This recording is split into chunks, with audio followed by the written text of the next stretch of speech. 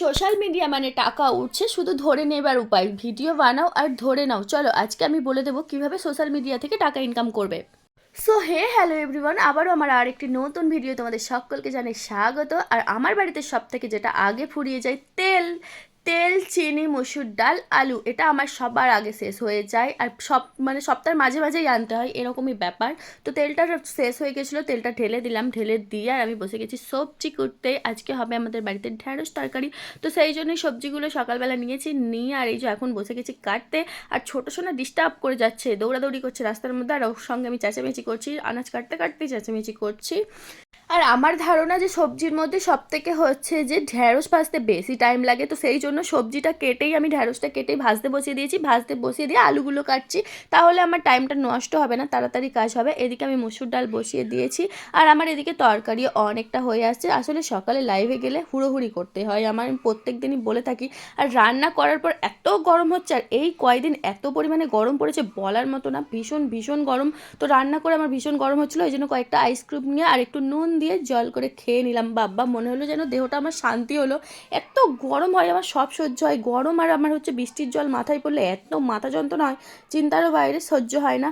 তো তারপরে হচ্ছে কালকে শ্যাম্পু করেছিলাম, আজকে একটু চুলটার যত্ন নিতে হবে। চুলটা তো সেই কি বলে, পলকুটি হয়ে গেছে না খড়কুটি হয়ে গেছে, এরকমই অবস্থা। আর এই যে ছুরিটা দিয়ে কাটছি না, এই ছুরিটা না কোম্পানির ছুরি, কর্তামশাইয়ের, ভীষণ ধার। এই ছুরিটা আমি খুব একটা ব্যবহার করি না, বাট মাঝে মাঝে যখন না কিছু খুঁজে পাই এটাকেই ব্যবহার করে নিই। কিন্তু হেভি ধার, একটু স্লিপ খাওয়া মানেই হচ্ছে যে হাত কেটে চলে যাবে। তবুও আমি এটাকে নিয়েই অ্যালোভেরা জেলটা বার করতে বসলাম।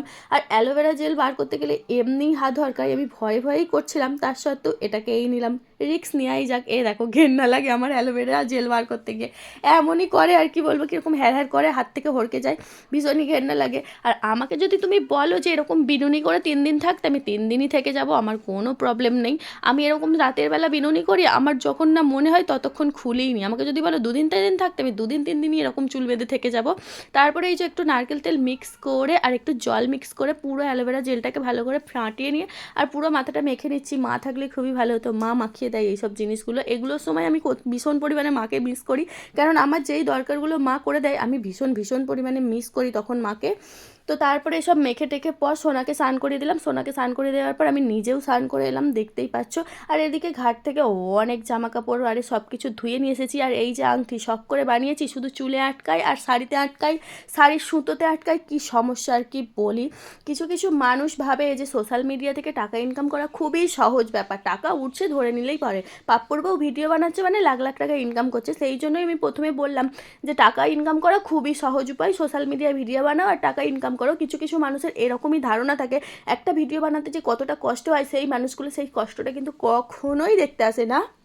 তারা উপর চটকা মনে করে ও মা এই দিনরাত ভিডিও ছাড়ছে, লাখ লাখ টাকা ইনকাম করছে। হ্যাঁ, সত্যি লাখ লাখ টাকা ইনকাম হয় সোশ্যাল মিডিয়া থেকে, কিন্তু সেই পর্যায়ে যেতে হয়। একটা গাছ বসিয়ে সাথে সাথে কিন্তু সেই গাছ থেকে ফল পাওয়া যায় না, তার জন্য অপেক্ষা করতে হয়। তো কালকে বাজার করে এনেছিলাম, সেই বাজারগুলোই আমি টুকটাক ঢেলে নিলাম। আর দেখলেই পেয়েছিলে যে এক বালতি আমি কেচে এনেছিলাম, এই গরমের সময় ছাদের উপরে গিয়ে দিয়েও।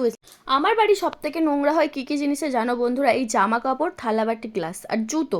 মেয়েগুলো যেখানে সেখানে থালাবাটি গ্লাস ফেলে রাখে, অ্যান্ড জামা কাপড়। আমি সারা দিনে 3বার 4বার লাইভে যাই, ভিডিও বানাই, সব প্রত্যেকবার একটা করে জামা কাপড় পরে যেখানে সেখানে খুলে ফেলে রেখে দিই, চারদিকময় জামা কাপড় হয়ে থাকে।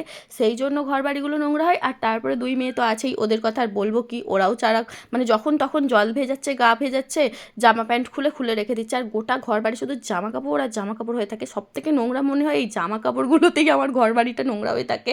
তারপরে এত গরমের মধ্যে কে আবার বাঁশবাড়িতে আগুন ধরে দিয়েছে, দেখো কি পরিমাণে আগুনটা জ্বলছে ধাউ ধাউ করে।